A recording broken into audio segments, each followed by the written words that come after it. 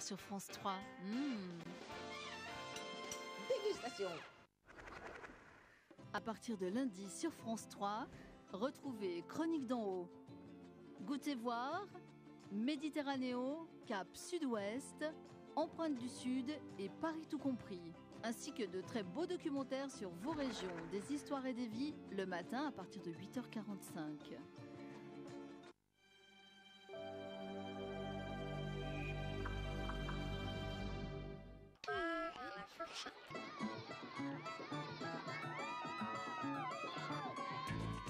Le cœur et la fourchette. Eh bien bonjour, retour sur les ondes de fréquence 7 avec le cœur et la fourchette. Alors du cœur et de la fourchette, on en a à fréquence 7 pour parler... Jean-François, oui. s'il te plaît, ce n'est pas l'animateur de fréquence 7 que je souhaite avoir, mais le cuisinier ardéchois. Bon, eh bien, action. Générique. Générique.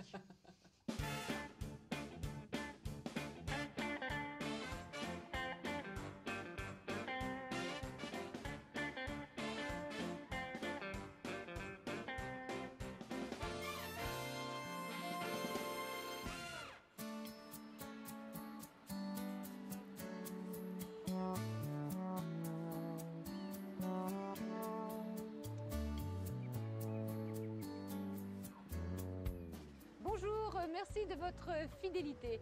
Aujourd'hui, je suis à Sagne-et-Goudoulet, un petit village de 25 habitants. Un petit village perché dans la montagne ardéchoise. Et là, vit le couple célèbre Chanéac, Evelyne et Jean-François. Bonjour à tous les deux. Bonjour Odile. Bonjour. Alors la famille Chanéac, depuis 4 générations, tient une petite auberge. Maintenant, c'est le tour de Jean-François et d'Evelyne. Alors Evelyne, quel est ton rôle dans cette belle maison? Mon rôle, moi, je suis à l'accueil, je donne un coup de main en cuisine, au service. J'ai pas franchement de poste fixe, je suis partout et nulle part. Voilà. Oui. Et puis tu soutiens, tu canalises l'énergie de ton mari, le chef. Voilà, quelquefois, je suis là pour ça aussi, oui. Alors la cuisine, c'est quoi pour toi, Jean-François? C'est l'utilisation en vue d'une découverte, on va dire, des gens qui nous font l'honneur de venir chez nous, d'un terroir quand même qui est très riche. Ça va de la truite qu'il y a dans cette rivière, mais le bœuf fin gras, donc le bœuf fin gras du Mézin, bien sûr, le veau de pays, le veau sous la mer, les pommes de terre, tous les légumes, les choux, la mâche. On a tout presque à profusion. C'est un vrai plaisir de pouvoir travailler des produits sains et c'est surtout ce qui nous motive. Alors tu viens de lâcher un mot, fin gras du Mézin. Alors au mois de mars, il y avait la grande fête aux Estables. Oui, la et en foire mars, grasse. aux Estables, il faisait froid, il neigeait. Moins 6 avec une burle. Alors la burle, c'est souvent terrible. C'est un secret de famille, la burle. Il faut venir le voir en hiver. Il faut le vivre. Il faut le vivre.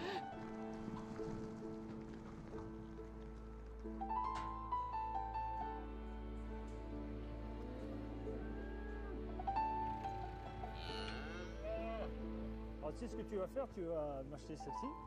Hein? Comme ça, dans ton Comment elle restaurant. s'appelle alors? Elle n'a pas de nom. Tu sais bien, les bêtes n'ont pas de nom. Vous avez que des numéros? Parce que nous on les appelait marquises, tu sais, on avait Les mères ont marcade. Ouais. Pour moi, c'est une bête qui est parfaite. Ouais, parfait celle-ci. Ah, la petite, elle est jolie, Une oui. bête de rendement, Ah une oui. bête à profit. Qu'est-ce qu'on pense? Bon, comme le prix est fait, bah, on va taper. Allez, marche. Allez, marchez.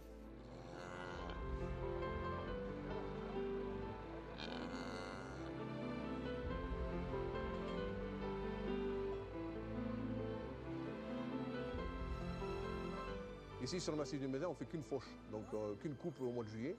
Et c'est l'essentiel de notre récolte, donc il ne faut surtout pas la louper, c'est sacré. On a trouvé plus de 100 espèces de plantes dans les prairies de fauche. Il y a eu des époques où il manquait du fourrage et les gens ils achetaient du foin, donc plus bas dans la vallée, en ramassant les graines donc, dans les fonds de grange pour ensemencer des pâturages qu'ils avaient retournés. Et bien, ils ont importé des plantes, donc ils ont encore renchéri la biodiversité de la prairie.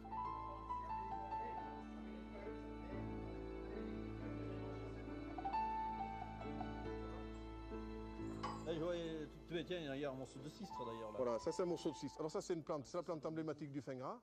Cette plante, ça, quand elle est verte dans les prés comme ça, les animaux ils évitent. Par contre, on la récolte nous dans le foin. Et on est une des seules régions où on peut se vantait un petit peu de faire manger la cistrine aux animaux. Alors cette plante, elle est très aromatique et donne... On retrouve cette ce goût. complexité de goût dans les bouillons. Hein. Avec ce foin, il y a des restaurateurs, comme toi d'ailleurs, qui utilisent pour faire des jambons au foin. Donc sur du porc, sur autre chose. Quoi. Et donc ça donne un goût. Sur le fin gras, on se l'interdit parce que l'animal, il en a absorbé pendant 3 ans, donc il est assaisonné de l'intérieur.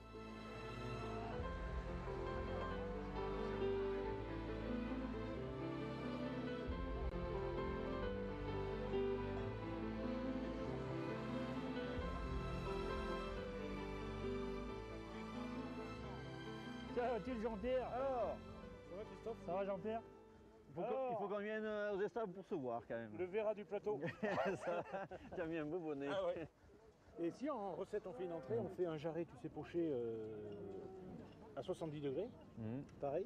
Le jarret on le cuit archi cuit. Après on passe à la trancheuse comme du jambon. On fait une rosace sur une assiette avec une sauce À gribiche. froid. À froid. À froid. Ouais. Une gribiche bien assaisonnée, bien relevée. Et les gens ils adorent ça. Hein. Tu aurais dû faire cuisinier toi. Hein. Oh.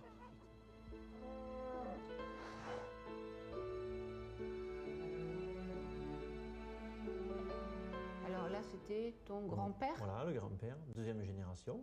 donc Régis, il s'appelait. Régis, la grand-mère. La grand-mère. Sa femme. Oui. Tous ses enfants. Ça Ouais, fait tous donc 9. Marie, Ah, mais 9 enfants. dans les campagnes, il y avait beaucoup d'enfants. Hein, Ouais, autrefois, ouais, toujours des grandes familles, oui. Ouais. Oui, oui. Et ça, c'est Les hivers étaient froids. l'arrière. Et donc l'arrière-grand-père, Régis Léon.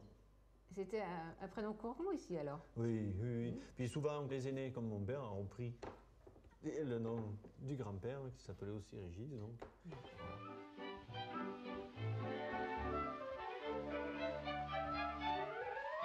Tiens, il y a Pierre. Voilà, Et devinez, Pierre, pommes de c'est le terre. frère de Jean-François. C'est mon Une légère ressemblance.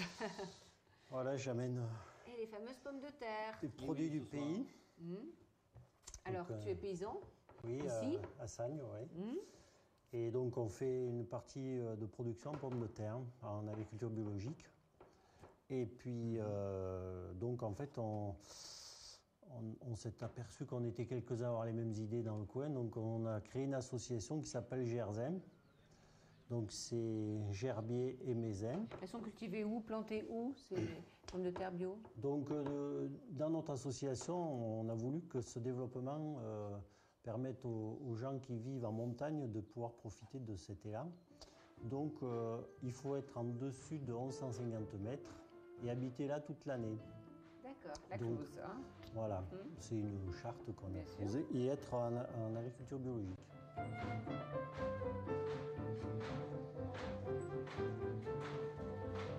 Vous vendez aux aubergistes, aux restaurateurs. Je sais que Régis Marcon en prend hein, de ces pommes de terre.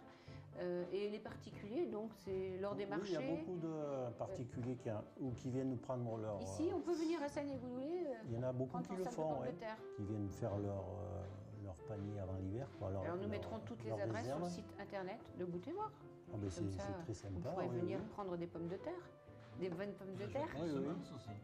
Et on a des producteurs de semences bio, 2 producteurs sur l'association. Bon, dis-moi, nous avons de la viande, Oui, nous avons des pommes de terre. oui. Je crois qu'on va pouvoir faire la recette. Voilà. Oui, mais avant la recette, écoute, le coup de cœur de ce Goûter Voir consacré à Jean-François Chanéac.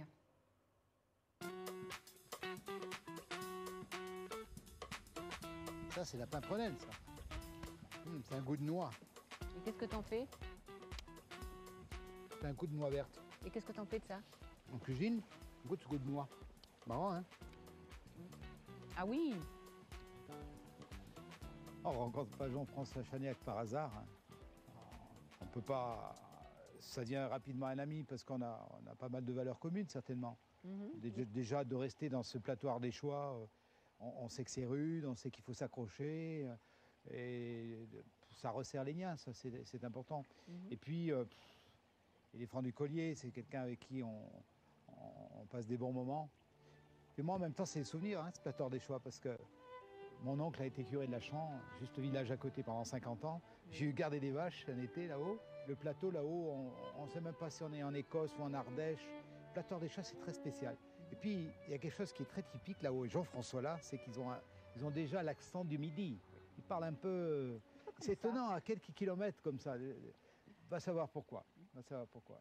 Alors, il cuisine essentiellement avec des produits du terroir.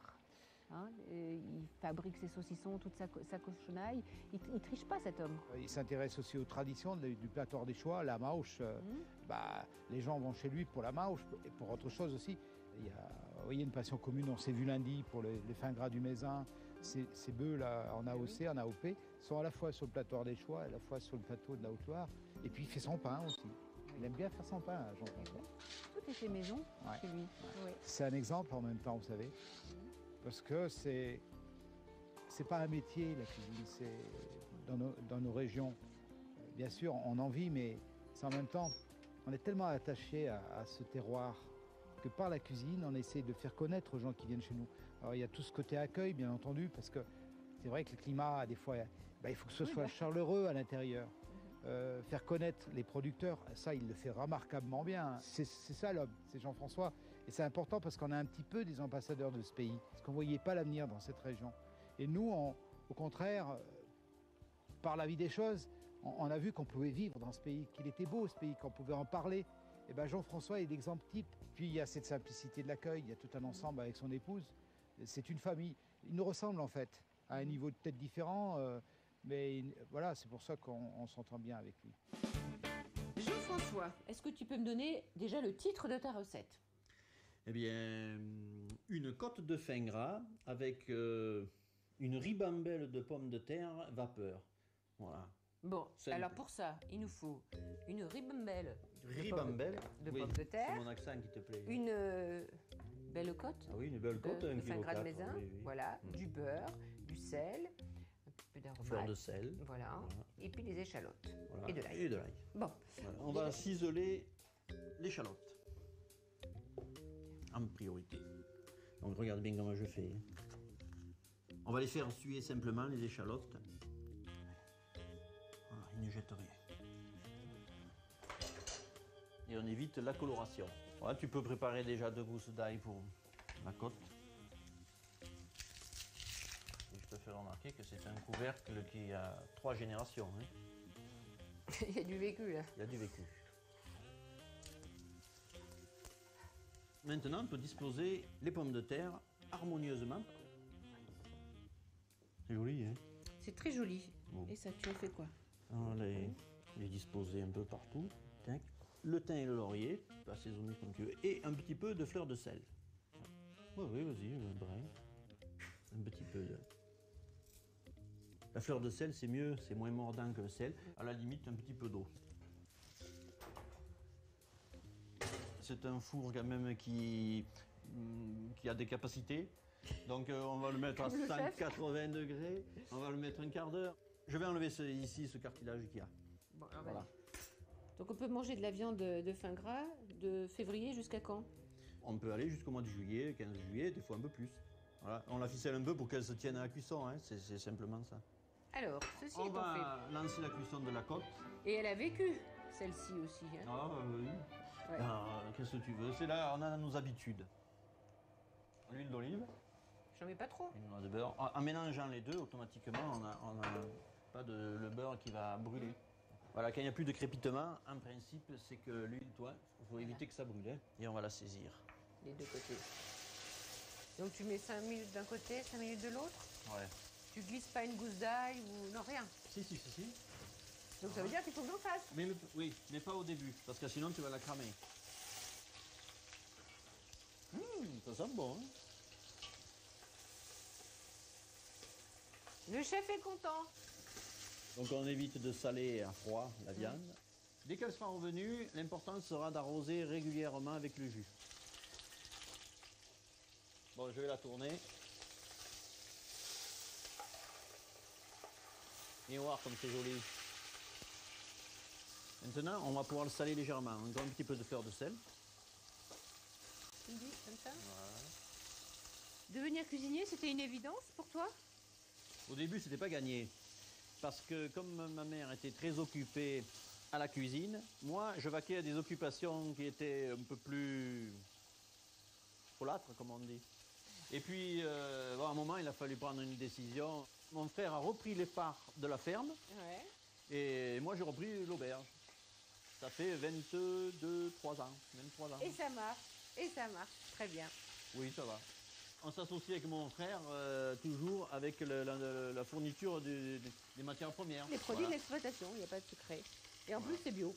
Bien, maintenant on va mettre un petit coup de moulin de poivre. Donc... C'est la première fois qu'on fait le coup là.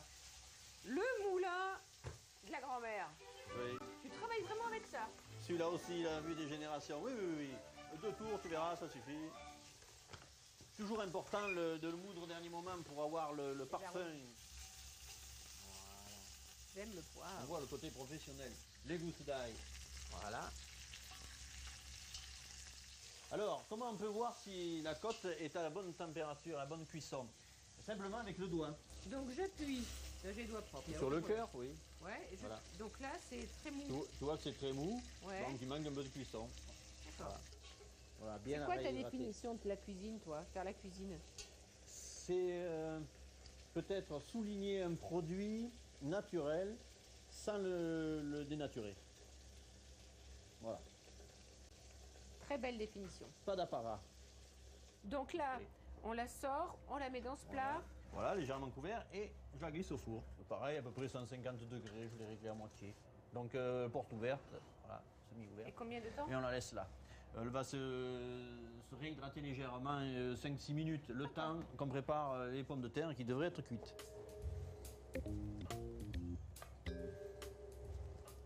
Mais qu'est-ce que ça sent bon? C'est bon, mais j'ai chaud. Oui, je rechauffe, je me brûle la langue.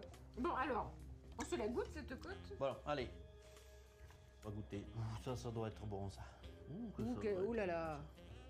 Qu'est-ce que ça sent bon, hein? Voilà, alors, petite fleur de sel, si tu veux. Voilà. Oh là. Oh la vache. Toutes les choses ont quelque chose d'un intérêt. Toutes. Il s'agit de le mettre en valeur, de le souligner, de le montrer. Il est revenu au goût du jour des plantes sauvages.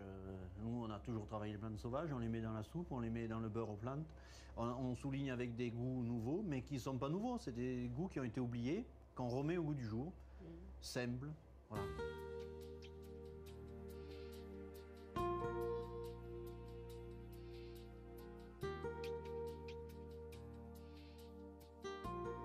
T'as jamais voulu partir d'ici, toi, de Sagné-Goudoulé, de cette Ardèche, cette montagne? Non. On est 2 frères, on est restés tous les 2. À la suite d'un concours, Michel Rochdy m'avait demandé d'aller faire un tour chez lui. J'aurais dû. Si j'avais demandé à Régis Marcon, je pense qu'aussi j'aurais pu. Voilà. Mais puis il y avait le travail, donc voilà. T'es resté ici?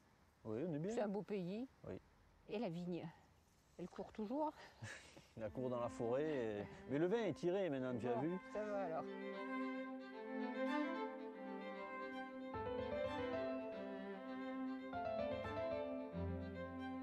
Belbiac est une bonne terre pour faire pousser la vigne? Ah oui, c'est une superbe terre pour le chatu. C'est vraiment un très vieux cépage.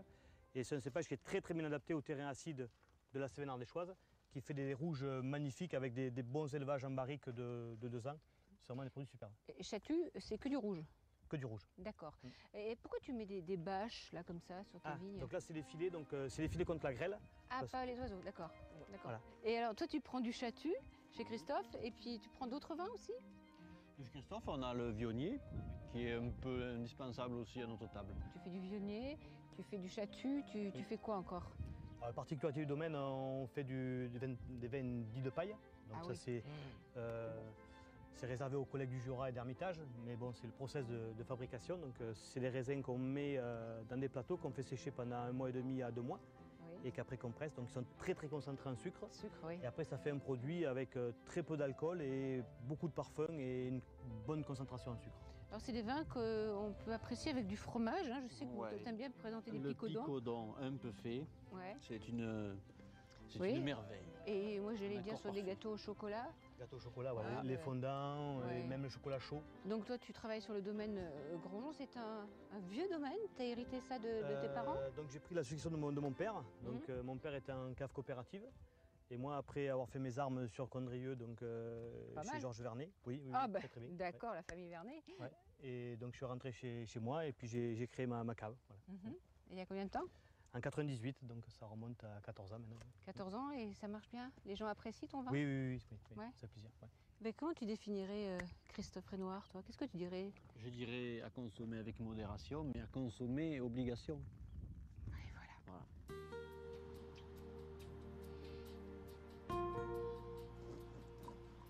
C'est moi qui l'ai fait. Mais de toute façon, tout est fait maison dans ton auberge. Presque. Bon, sauf le vin. Hein. Alors le pain, ta farine, tu la prends où? À Saint-Maurice d'Ardèche. Alors, ce sont deux jeunes qui ont repris l'affaire de famille, encore une autre affaire de famille. Et donc, je me plais à aller là-bas parce que d'avoir travaillé ces moulins 24 heures sur 24 qui tournent, on trouve les farines donc toujours de qualité irréprochable. Ils sont sympas, voilà, quoi de mieux. Puis, on travaillait toujours avec le dernier Mohican. Voilà, on est un peu toujours dans cette optique aussi. Voilà.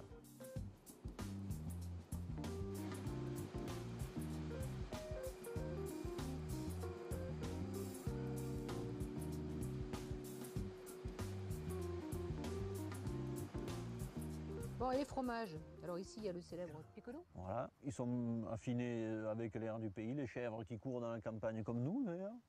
Donc pareil, on a une qualité, pas de pollution. Et cette campagne, elle est où? Surtout vers le Creux des Géorins, ou qui est le même pays qu'ici, avec une altitude un peu plus raisonnable, on va dire, un peu moins haute. Le climat est un peu tempéré.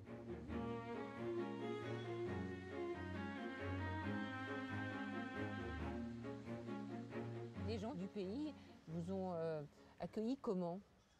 Alors, il y a eu de la curiosité, de l'attente, parce qu'on démarrait une activité agricole. On n'est quand même pas originaire du monde agricole. On a eu tout à apprendre. Donc, il y avait de l'attente, mais il y avait un accueil très sympathique, quoi. Voilà. Par exemple, quand on s'est présenté à la mairie du village, le maire nous a accueillis à bras ouverts, tout simplement parce que j'avais une fille qui était scolarisée et donc on allait pouvoir maintenir le transport scolaire. Ma fille ne serait pas venue, il n'y aurait plus d'aide pour aller à l'école tous les matins. Quoi. Donc c'est vrai que quand on vous annonçait que vous allez vivre ici à l'année, vous êtes accueillis à bras ouverts. Enfin moi c'est ce que j'ai ressenti. Quoi. Voilà. Et puis le fait de recréer une activité, je pense qu'effectivement c'est précieux sur la montagne. Ouais. Il y avait beaucoup l'espoir qu'on réussisse notre projet. Du coup, il y avait des paysans qui nous disaient on vous apportera du foin, on vous apportera de la paille. Et puis à l'hiver, sous la neige, on nous téléphonait, on nous disait vous tenez le coup, c'est bon, vous craquez pas. Ah mais sympa, d'accord. Voilà. L'entraide de la montagne, c'est ça. Tout à fait. On est allés à l'école tous les deux, hein. Il n'y a pas de secret. Pour apprendre et à élever des chèvres et à fabriquer du fromage. Et ben aujourd'hui, on est plutôt satisfaits. On est content de nous. Alors, il y a des picodons bio, bien sûr, et puis donc des tomes aussi. Alors en fait, à l'hiver, quand arrive la saison d'hiver, qu'on est bien sous la neige, que plus personne vient nous voir, qu'on est bien bloqué, on passe à la fabrication d'une tome traditionnelle de montagne, toujours avec notre lait de chèvre. Et cette tome permet de passer l'hiver parce qu'elle affine très lentement dans la finoire. Et elle permet de passer l'hiver sans avoir à sortir, quoi. Et vous respectez la production de lait ici? Oui, tout à fait. On ne désaisonne pas les chèvres. Voilà. C'est le rythme naturel de la chèvre. Les petits restent avec leur maman. Ils sont séparés après, quand ils sont plus grands. Et puis, il y a une nurserie, hein, carrément, j'ai vu. Oui, vous avez vu la nurserie. Voilà. Et celle-là. Attends, je vais celle-là. Regardez. Regardez-moi celle-là comme elle est belle. Celle-là. Elle est belle, hein?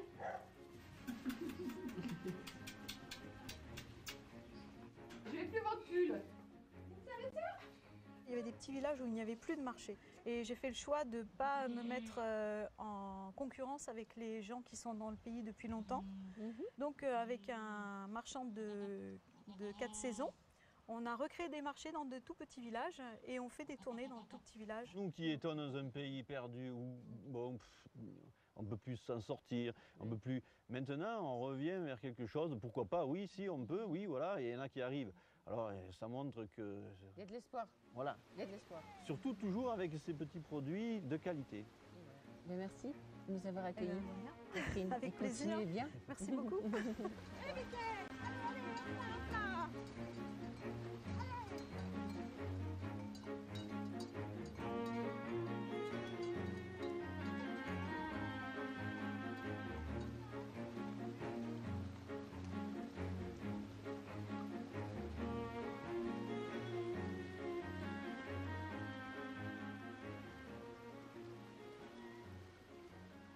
A vende ribeiro pleno de peiço que santo dans l'aigo la nuit mai luzu.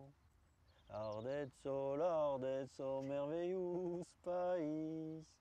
Aispavi, ardezzo, ainzamai revis. Bon, c'est un peu faux vers la fin. Un petit coup de rouge, allez. Allez. Goûter l'Ardèche, c'est une association qui défend la qualité ardéchoise, c'est ça? Voilà. C'est une marque collective qui sélectionne les meilleurs produits, voilà, qui sont sélectionnés par un comité assez précis, très professionnel.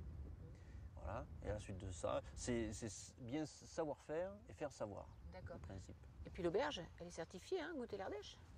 Oui, le restaurant est agréé, Goûter l'Ardèche, tout à fait. Depuis bientôt 10 ans, on était un des premiers à être dans l'association. C'est ça, Jean-François? Voilà. Y aurait-il du vent ici, dans cette montagne ardéchoise? De temps à autre, oui. Quand n'y a-t-il pas de vent? Le vent sur la prairie. Voilà. Ouais. Merci à tous les deux pour votre accueil. Je vous en prie, c'était un plaisir. Tu reviens quand tu veux. À la semaine prochaine. Au revoir. Portez-vous bien.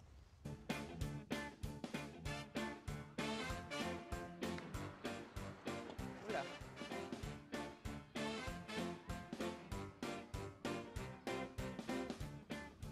Pardon, Jean-Claude.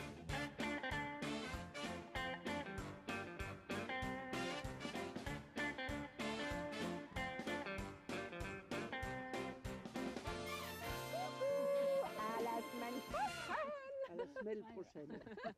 Si vous souhaitez des informations sur cette émission, n'hésitez pas. Rejoignez-nous sur notre site internet France 3, rubrique Goûtez voir.